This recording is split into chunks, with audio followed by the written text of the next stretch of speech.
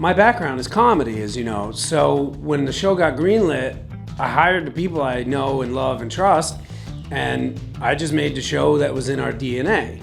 It was only after it came out and I saw the reaction to the comedy that I was like, oh, I think a lot of why it's resonating is the comedy.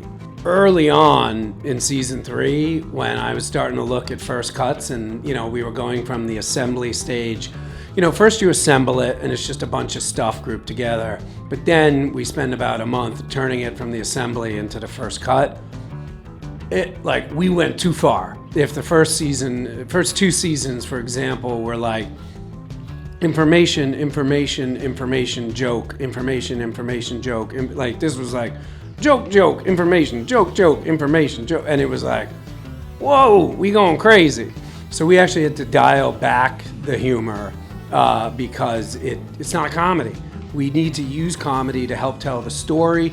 The other thing that's great about comedy is, for someone who's not into a certain toy, the comedy is what will keep a completely uninterested person watching, because they're like, I don't care about G.I. Joe, but this is really funny, so I'm going to keep watching.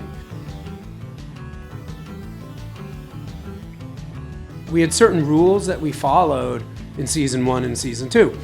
We have this thing, it's called the Mount Rushmore of toys. Every toy needs to have at least one character that could be on the Mount Rushmore of toys. So my wife doesn't know anything about Transformers. She knows who Bumblebee is. She knows who Optimus Prime is. So all 4 toys had to have that. Then it had to be great stories. There's some huge toys that they were like, let's make this. They made it. It was a hit. No twists, no turns. So that also removes certain toys because it's just a boring story. The third thing is, you really want to have a toy that crosses at least 2, but hopefully 3 or 4 generations, because you want to have as many viewers as possible. You want mothers to show their daughters, ideally grandmothers and mothers to bring in their daughters. So those are the rules we used for season 1 and 2, and that's the same rules we used for season 3. You want to do stuff that people want to see, but you also want to have stuff pulling people into a theoretical season 4. So people are like, why didn't you do Hot Wheels? Well, and again, I get killed for doing Star Trek and Hello Kitty. Every Q&A I do, that comes up. And I always say I did Hello Kitty because I didn't know if I'd ever make another episode of it for my wife, and that's completely true. She loved Hello Kitty.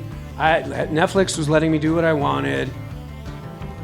Why not? And I made Star Trek for me. So people are always like, why would you do Star Trek and not Turtles? Why would you do My Little Pony or Hello Kitty and not do Hot Wheels? This season, you can't argue any of them. So, yeah. There's a huge format change.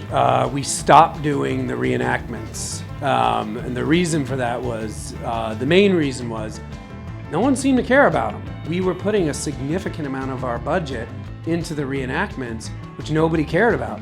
And again, I've been doing a lot of personal appearances now, meeting with fans and talking to people.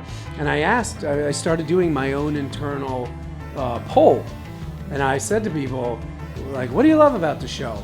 Nobody said the reenactments. Nobody. By the way, of the reenactments, if people talked about it at all, the only one people talked about was Star Wars. The only one. The other issue, and this was more important than budget, Netflix really wants us to be under 50 minutes. Every now and then we go over 50. So let's just say it's 50 minutes. We're putting 10% of our time into a reenactment.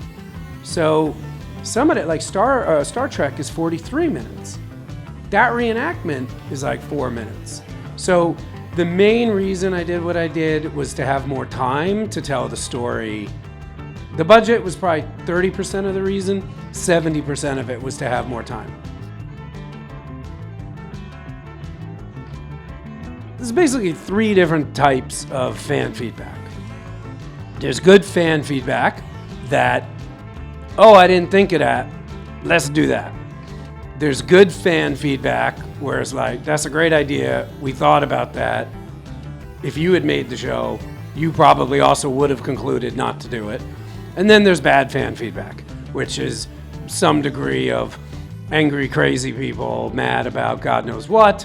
And then there's also nice people who are like, you need to do an episode on Mask. It was like, why? It was 2 years of it. It failed miserably.